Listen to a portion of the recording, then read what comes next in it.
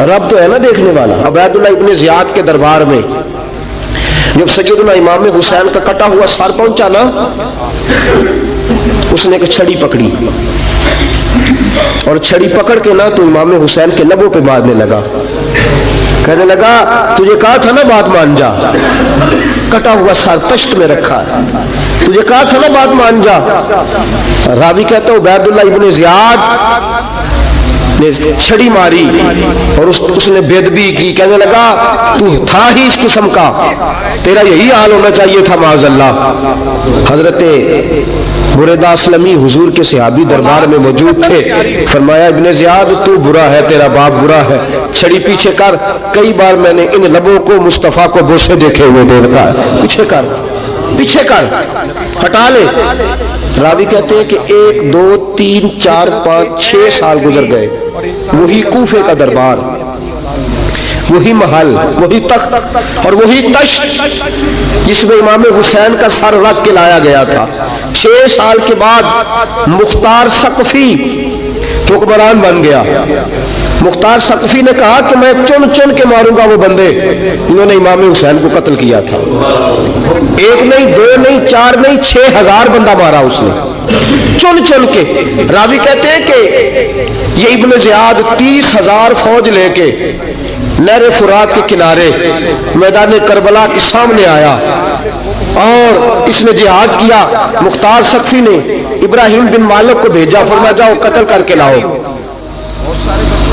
لڑائی شروع ہو گئی، 1 محرم کو ہوئی تو پھر بند ہو گئی، پھر 5 کو شروع ہو گئی، پھر 7 کو شروع ہو گئی، 10 محرم کا دن آ گیا 6 سال کے بعد، وہی ظہر کا وقت آ گیا، وہی عبیداللہ ابن زیاد جس نے امام حسین رضی اللہ تعالیٰ عنہ کو قتل کروایا تھا وہ گرا ہوا ہے اور زمین پہ گرا ہے، اس کی گردن پہ ابراہیم بن مالک نے پیر رکھا اور اس کی گردن کو کاٹ کے تشت میں رکھا اور تشت میں رکھ کے جب اس نے کوفہ بھیجا، وہی تخت جس پہ عبیداللہ ابن زیاد نے بیٹھ کے امام حسین کے مبارک لبوں پہ چھڑی ماری تھی، اسی تشت پہ رکھ کے جب اسی عبیداللہ ابن زیاد کا سر سامنے رکھا تو کوفے کے اس دارالخلافہ کے ایک کونے سے ایک بابا بولا اور بول کے کہنے لگا لوگوں گواہ رہنا میرا رب بڑا عادل ہے، گواہ رہنا اللہ بڑا عادل ہے۔ چیختا ہے کونے سے پکار کے کہتا لوگوں عدل ہو گیا، انصاف ہو گیا، عدل ہو گیا، انصاف۔ دیکھو دیکھو جب حسین کا سر آیا تھا ابن زیاد نے گستاخی کی تھی تو کونے سے آوازیں نکلنے لگی تھی کہ زیاد برا ہے حسین اچھا ہے۔ آج ابن زیاد کا سر آیا ہے، آواز پھر کونے سے نکلی ہے، لیکن آواز کیا گونج رہی ہے؟ آواز پھر وہی گونج رہی ہے، زیاد ابن زیاد برا تھا، حسین کو اللہ نے بڑی عزت عطا فرما رکھی۔ مکافات عمل، مکافات عمل، اللہ غافل نہیں ظالم جو کام کرتے، اللہ غافل نہیں۔ 6 سال کے بعد وہی دن، وہی وقت، وہی گھڑی، وہی لمحہ، وہی سارا نظام، وہی دربار، انسان ڈرتا نہیں، انسان باز آتا، عبرت پکڑتا۔ ابن زیاد اس وقت کہتا تھا کہ میں جاؤں حسین کے پاس، یہ میں جو ہوتی ہے یہ مروا دیتی ہے۔ شیطان نے کہا تھا انا خیر منہم، میں بہتر ہوں، بس ختم ہو گیا، ختم ہو گیا۔ ابن زیاد قتل ہوا، وہی تاریخ، وہی زمانہ، اللہ کریم نے اس کو ذلت کی موت دی، مرا اور 30,000 فوج لے کے نکلا تھا، پھر بھی بچ سکا نہیں۔ ابن زیاد کا حال ہوا۔ ابن سعد صحابی کا بیٹا تھا، نبی پاک علیہ السلام کے پیارے صحابی کا بیٹا تھا، جناب سعد بن نبی وقاص کی اولاد تھی۔ لیکن یاد رکھنا اگر ایک صحابی کا بیٹا یزید بن سکتا ہے تو دوسرے کا ابن سعد بھی بن سکتا ہے۔ اور صرف یوں ہی توجہ نہ کیا کرو، ابو جہل کا بیٹا بھی تو صحابی رسول بن گیا تھا نا۔ یخرج الحی من المیت ویخرج المیت من الحی، رب فرماتے ہیں میں زندوں سے مردے اور مردوں سے زندے نکال دیا کرتا ہوں۔ میں کبھی کبھی کعبے کے اندر بت بھی رکھوا دیتا ہوں، گھر میرا اور میرے ہی شریک اس گھر کے اندر راج کرتے رہتے، میری بے نیازی ہے، کچھ کا کچھ کر دیتا ہوں۔ ابن سعد مختار حکمران بنا تو مختار ثقفی نے ابن ابن سعد کے بیٹے حفص کو بلایا، اور مزے کی بات یہ ہے کہ مختار جو بعد میں حکمران بنا نا، بڑی یاری تھی اس کی ابن سعد کے ساتھ۔ کتنے قاتلانہ امام حسین تھے وہ کوفہ چھوڑ کے بھاگ گئے، دوڑ گئے۔ اور ایک بات یاد رکھنا، ظالم بزدل ہوتا ہے، ظالم بزدل ہوتا ہے، اس کے اندر کوئی اطمینان نہیں ہوتا، تو ڈر لگتا۔ بھاگ گئے سارے کوفہ چھوڑ کے، لیکن ابن سعد نے کہا مختار میرا یار ہے، مجھے کچھ نہیں کہے گا۔ اس کے گھر والوں نے سمجھایا کہ تو دوڑ جا، تیرا تو ظلم بھی بہت زیادہ ہے، دوڑ جا تو۔ اس نے کہا نہیں میرا یار ہے، مجھے کچھ نہیں کہے گا۔ اس نے کہا تو نبی پاک کے نواسوں کا نہیں بنا تو تیرا یار تیرا بنے گا، تو رسول پاک علیہ السلام کے خاندان کا نہیں بنا، ان کا تو نے احترام نہیں کیا، یاری کا۔ اس نے کہا نہیں مجھے کچھ نہیں کہنے والا، تم چھوڑو اس بات کو۔ حفص کو پیغام بھیجا، بیٹا آیا۔ مختار نے کہا تیرا باپ کدھر ہے؟ اس نے کہا جی ابا جی اب باہر نہیں نکلتے، بس گھر کے کونے میں بیٹھ کے اللہ اللہ کرتے ہیں۔ اس نے کہا اچھا کیا کرتے ہیں؟ کہا جی گوشہ نشین ہو گئے۔ اس نے کہا اب تیرا باپ گوشہ نشین ہوا ہے؟ اب گوشہ نشین ہوا ہے؟ بھیڑیے سے لومڑی نے کہا کہ جاؤ شکار کر لو، تو بھیڑیا کہنے لگا بوڑھا ہو گیا تھا نا، بھیڑیا کہنے لگا نہیں میں نیک ہو گیا ہوں، میں نے شکار کرنا چھوڑ دیا ہے، میں کسی جانور کو تنگ نہیں کرتا۔ تو لومڑی کہنے لگی نہیں بادشاہ سچی بات کر، اب تجھ سے دوڑا ہی نہیں جاتا، اب شکار پکڑا جاتا، اب تجھ سے دوڑا نہیں جاتا، پکڑا۔ اب تیرے اندر آج بھی طاقت آئے تو تو کم کرے نہ، تو اب بھی چھوڑنے والا، اب تجھ سے دوڑا نہیں جاتا۔ ملا رومی فرماتے ہیں بوڑھا ہو کے تو بھیڑیا بھی نیک ہو جاتا ہے۔ کہاں کہ جاؤ تمہیں بلا رہا ہے؟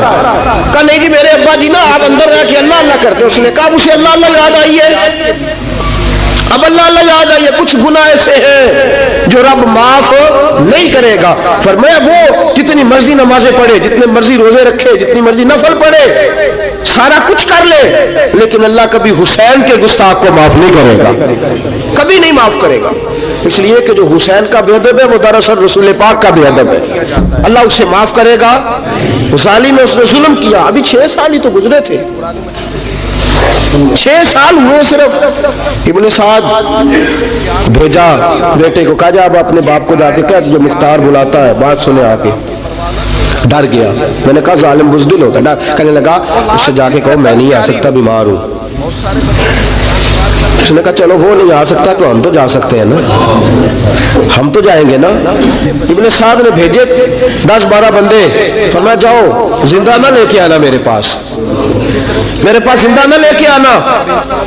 گئے، بیٹے کو حفص کو گرفتار کر کے کھڑا کر دیا، اور جناب یہ جو ابن سعد تھا اس کو بھیجا، کہا جب تم اس تک پہنچو نا تو جا کے گردن مارنا اس کی، اور مجھے اس کی وجود نہیں دیکھنا، صرف کٹا ہوا سر دیکھنا ہے۔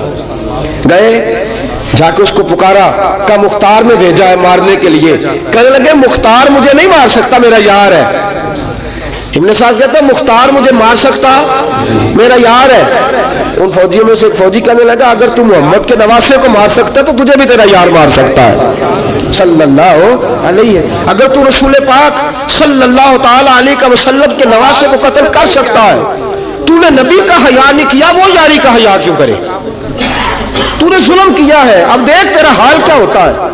گرفتار کر لیا، منتیں کرتا رہا۔ تاریخ ابن سعد کو بتا رہی تھی کہ ابن سعد تو ہاتھ باندھتا ہے، پاؤں پکڑتا ہے، ذرا یاد کر میدان کربلا، میدان کربلا تجھے اپنی باری آئی ہے تو تو ہاتھ باندھتا ہے، میدان کربلا یاد کر۔ حسین نے بھائی کی بھی لاش اٹھائی تھی، حسین نے جوان بیٹے کی میت بھی اٹھائی تھی، 6 مہینے کا علی اصغر بھی اس کی گود میں دم توڑ گیا تھا، اس کی بیٹیاں پیچھے تھی، بہن پیچھے تھی، بھانجیاں پیچھے تھی، بھتیجیاں پیچھے تھی، لیکن حسین نے ایک بار بھی ہاتھ نہیں باندھے۔ یہ کون ہے اٹا ہوا، غبار سے پھٹا ہوا، ہزاروں کوفیوں کے درمیان وہ اکیلا ہی ڈٹا ہوا، یہ دل یقین حسین ہے، نبی کا نور عین ہے۔ فرمایا یہ وہ میدان کربلا بھی یاد کرنا، تو ظالم تھا نا، معافی مانگ رہا ہے۔ حسین رسول پاک کے نواسے تھے، ایک بار بھی معافی طلب دیکھ منظر یاد کر ابن سعد کا ایک ہی بار میں سر قلم کیا ایک ہی بار میں امام حسین کو تو پہلے 82 زخم لگے تھے تلوار کے 82 زخم تلوار کے نیزوں کے اور کئی نیزوں کی انیاں امام حسین کے وجود میں ٹوٹ گئی تھی امام حسین رضی اللہ تعالیٰ عنہ پہلے ڈٹے رہے جمے رہے بڑی دیر کے بعد گر پہلے ہی بار میں گر گیا ابن سعد کا کٹا ہوا سر پہنچا تو بیٹا کھڑا تھا مختار سقفی نے کہا کہ تیرا باپ میں نے مار دیا ہے کہنے لگا کوئی مزہ نہیں رہا زندگی میں اس نے کہا چلو ٹھیک ہے تمہیں بھی مار دیتے ہیں پھر مزہ نہیں رہا تو مار دیتے کاٹ دیا سر اس کا بھی دونوں سر کاٹے تشت میں رکھے اور مدینہ منورہ حضرت محمد بن حنفیہ رضی اللہ تعالیٰ عنہ جو امام حسین کے چھوٹے بھائی تھے جناب علی کی دوسری زوجہ کے بیٹے تھے جناب علی کے صاحبزادے ان کے پاس بھیجے اور بھیج کے کہا کہ لو ابن سعد کا سر حسین کا بدلہ ہے اور اس کے بیٹے کا سر علی اکبر کا بدلہ ہے جب محمد بن حنفیہ کے پاس پہنچے تو آپ نے فرمایا یہ کمینوں کے سر میرے بھائی کے سر کا بدلہ ہو ہی نہیں سکتے یہ کہاں حسین کا بدلہ ہو سکتے ہیں وہ حسین ابن علی حسین ابن علی کی شان رفت کوئی کیا جانے حسن جانے علی جانے نبی جانے خدا جانے وہ حسین ابن علی کہ باپ جنہ دا ہر میدان اندر لڑدا رہا سی کل ایمان بن کے ماں جنہ دی سجدۃ النساء ہوئے تے نانا عرش تے جاوے مہمان بن کے فرمایا یہ حسین کا بدلہ ہو سکتے وہ خولی بن یزید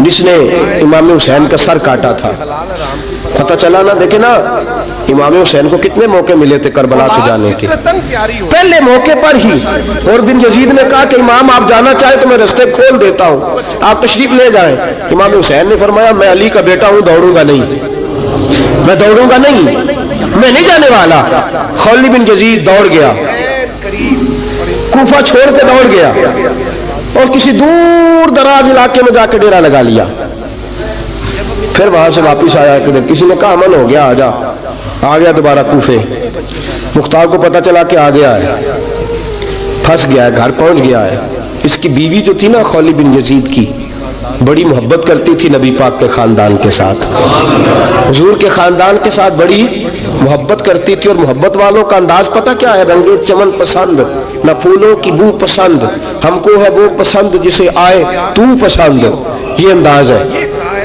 انداز محبت یہ ہے کہ نبی پاک کا غلام نہ ہو سگا چچا بھی ہو تو مانتے نہیں غلام نہ بنے سگا چچا بھی ہو تو مانتے نہیں اور نبی پاک علیہ السلام کا غلام ہو چاہے حبش کا رہنے والا بلال ہی کیوں نہ ہو سردار مانتے ہیں یہ انداز محبت ہے وہ بیوی بڑی محبت کرنے والی تھی اس نے پیغام بھیجا اس نے کہا آ گیا ہے گھر بندے بھیجے کہا جاؤ خولی کو پکڑ کے لاؤ مختار نے کہا جلدی لاؤ حکمران نے حکم دیا لاؤ پکڑ کے گئے گھر کے اندر گئے تو چھپ گیا چھپا کہاں ٹوکرے کے نیچے میں نے کہا ظالم بزدل ہوتے ایک ٹوکرے کے نیچے چھپ گیا بیوی سے کہنے لگا ان سے کہنا میں گھر کوئی نہیں ان سے کہو میں گھر نہیں بیوی کہنے لگی چلو ٹھیک ہے دروازے پہ گئی تو کہنے لگے ہم خولی بن یزید کو گرفتار کرنے آئے ہیں منہ سے پکار کے کہنے لگی گھر کوئی نہیں منہ سے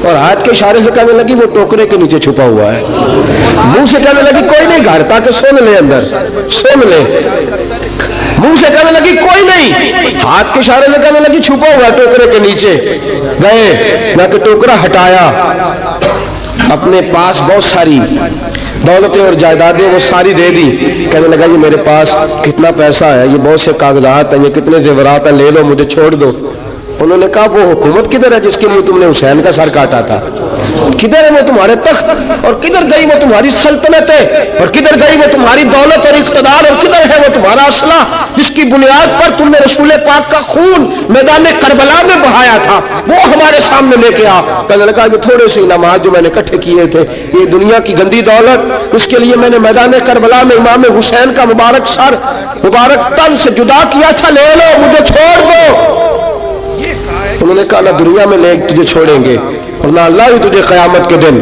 چھوڑے گا. گرفتار کر کے لائے, فطرتاً پیاری ہوتی ہے. گرفتار کر کے لائے. مختار نے کوفے کے بازاروں کے اندر اعلان کیا کہ آؤ باہر نکلو تمہیں بتاؤں. حسین ابن علی کا خاندان گرفتار کر کے انہی کوفے کی گلیوں میں پھرایا گیا تھا نا, یہی گھمایا گیا تھا. آؤ تمہیں دکھاؤں خدا کا انتقام اور اللہ تبارک و تعالیٰ کا انصاف تمہیں دکھاؤں. آؤ میدانوں میں نکلو, گھروں سے باہر آؤ. مختار ثقفی اگرچہ بندہ بعد میں یہ بھی ٹھیک نہ نکلا, لیکن بعض اوقات میرے نبی پاک علیہ السلام نے فرمایا اللہ اپنے دین کا کام اپنے نافرمان سے بھی لے لیا کرتا ہے. اس نے کام لینا ہو فاسق سے بھی لے لیتا ہے. اللہ نے لے لیا کام. نکلو میدانوں میں, نکلے پائے, چوک بھر گئے, گلیاں بھر گئی, کوفے کے محلات بھر گئے. مختار نے کہا لوگوں 6 سال پہلے کی تاریخ بھی ذہن میں رکھنا, اور آج کا دن بھی تم کبھی مجھے وہ خولد بن یزید ہے کہ یہ نعرے لگاتا تھا کوفے کی گلیوں میں کہ میں نے حسین کا سر کاٹا ہے, میں نے حسین کا سر کاٹا. تمہارے سامنے کھڑے, پوچھو اس سے پوچھا بھی تو نے حسین کا سر کاٹا؟ کہنے لگا جی میں نے تو بالکل نہیں کاٹا تھا, میں تو انعام کے لیے نعرے لگاتا تھا, میں نے تو نہیں کاٹا. اس نے کہا چلو ابھی کرتے ہیں تیرا بندوبست. زخم لگائے, زخم لگائے, تلوار کے ساتھ اس کے وجود پر زخم لگائے, اور جب نڈھال ہو گیا, خون بہ گیا, زمین پہ گر گیا, تو مختار نے کہا اس کے وجود کو آگ لگا دو, زندہ کو جلا دو. جب وہ جل رہا تھا راکھ اڑ رہی تھی. لوگ کہہ رہے تھے کہ دیکھو یاد رکھنا اللہ نے رسی ڈھیلی کر دی تھی, اب رب نے رسی کھینچی ہے, تو دیکھو خدا سے بڑا کسی کا انصاف نہیں. کس انداز میں امام حسین کے قاتل کو شمر ذل جوشن, میں نے کہا تھا 10 محرم کے دن جب مختار کے لوگ اس کے پیچھے بھاگے تو مدینہ منورہ تک گیا. حضرت امام زین العابدین سے بھی ملا, انہوں نے پانی بھی پلایا, پانی بھی پلایا. کہنے لگا امام صاحب لگتا ہے آپ نے مجھے پہچانا نہیں. فرمایا میرا سارا گھر اجاڑ دیا, میں تجھے بھول سکتا ہوں؟ کہا پھر پانی کیوں پلایا ہے؟ فرمایا بند کرنا تمہارا کام ہے اور دشمنوں کو پلا دینا یہ ہمارے خاندان کا رواج ہے. فرمایا میں نے میرا سارا گھر اجاڑ دیا, تجھے کبھی بھول سکتا ہوں؟ بھول ہی نہیں سکتا. لیکن چونکہ ہمارے گھر کا کوئی مزاج ہی تھوڑا منفرد ہے, ہمارا کوئی انداز ہی تھوڑا مختلف ہے. شمر دوڑتا امام زین العابدین سے کہنے لگا پناہ, تجھے پناہ ملے گی؟ آپ نے فرمایا جیسے اللہ پناہ نہ دے اسے بندہ بھی نہیں دے سکتا. تیرے پاس اب چارہ کوئی نہیں, اس لیے کہ اب تجھے دیکھے نا, یاد رکھنا ظالم دوڑتے ہیں نا, جب ظالم دوڑتے ہیں تو پناہ مانگتے پھرتے ہیں. جب ان کا توتی بولتا ہے تو کہتے ہیں ہم چما دیگرے نیست, ہمارے جیسا کوئی اور ہے